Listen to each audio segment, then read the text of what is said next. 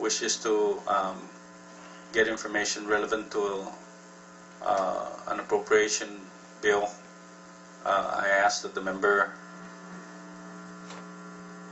or ask that you can pull that out and maybe project it. Okay.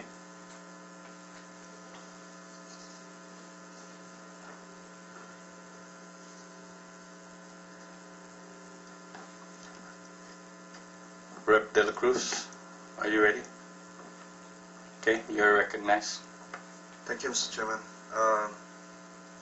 Good morning, Administrator, and thank you for coming in today.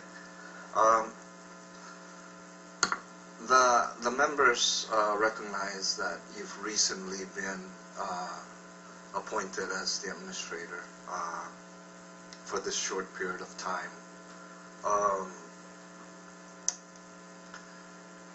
You were, I believe, the Comptroller, is that correct, prior to accepting this appointment? I was the Internal Auditor. And as the Internal Auditor, what is, can you explain to the committee what does that job entail? What do you do as an Internal Auditor? I review applications and everything related with, in terms of compliance with the fund statute. So that would mean review of retirement applications, disability applications, survivor annuities, to make sure that the approval and the computation are in line with statute and regulations of the fund. Okay. Do you look at funding as submitted by CNMI Finance, more specifically employer contribution funding coming into the retirement fund? That was not any of my duties. Primarily our duties were to focus on the compliance side of the benefits. Okay, okay. I'll yield for now, Mr. Chairman.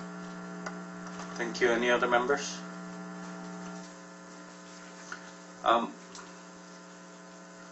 If you give me a moment.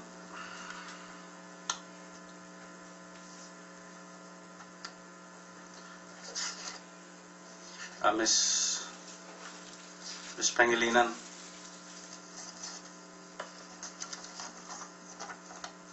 Can we go to, what is it, the fourth page? I'm sorry, the first page of the breakdown that you provided. This is the NMI Retirement Fund contributions revenue received and remitted to the fund from fiscal year 2006 to present. Do you have that in front of you? Yes, I do. Thank you. And looking at the statement you have just given us and the breakdown,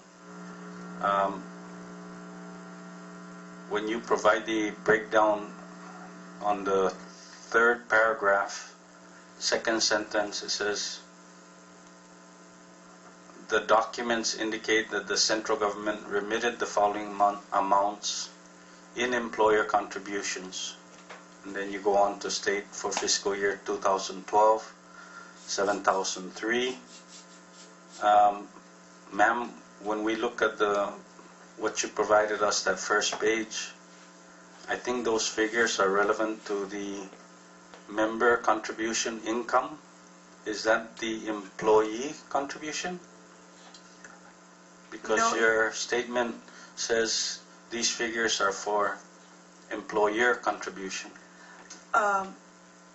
Mr. Chairman, Just to clarify for the record. these figures were extracted from the second item under contributions revenue, employer contribution income / CNMI. ER stands for employer. Thank you. Thank you for that clarification. Okay. Okay, I'm sorry. You're right. But that is just the Mr. employer. Chairman, point of information so that So state your point. you did mention 7,000 and it's not necessarily 7,000. Thank you for the clarification. 7 million. Yes. Okay, my bad. And thank you for clarifying that. But the central government remittance also includes the employee contribution, correct? That is correct. And the employee contribution that you indicate in your summary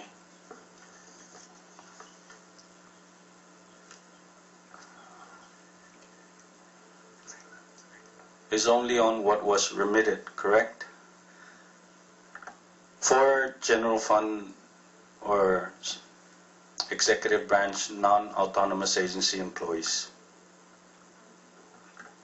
I did not include although it's provided in the summary page, I did not include the employee contributions. I just provided the employer portion in of the summary report, yes. I mean in your statement. In my statement, yes. Thank you. Thank you for that clarification.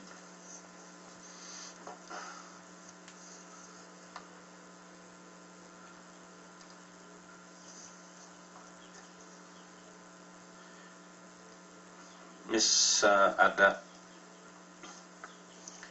can you just... Sorry, Ms. Pangelinan.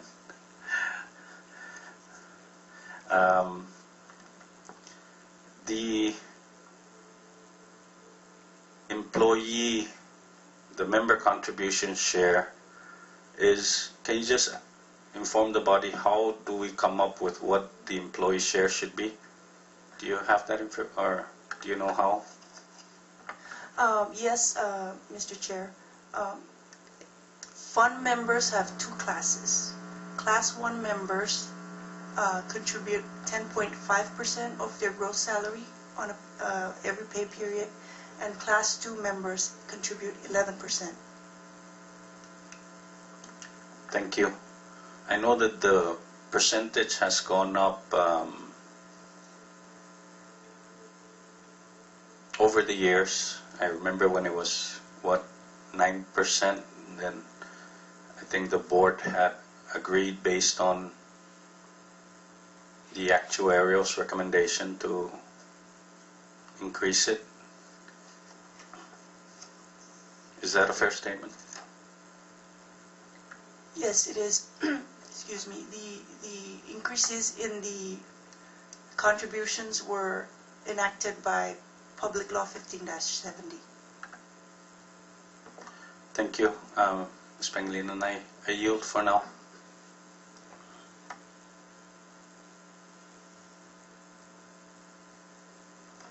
Any other members?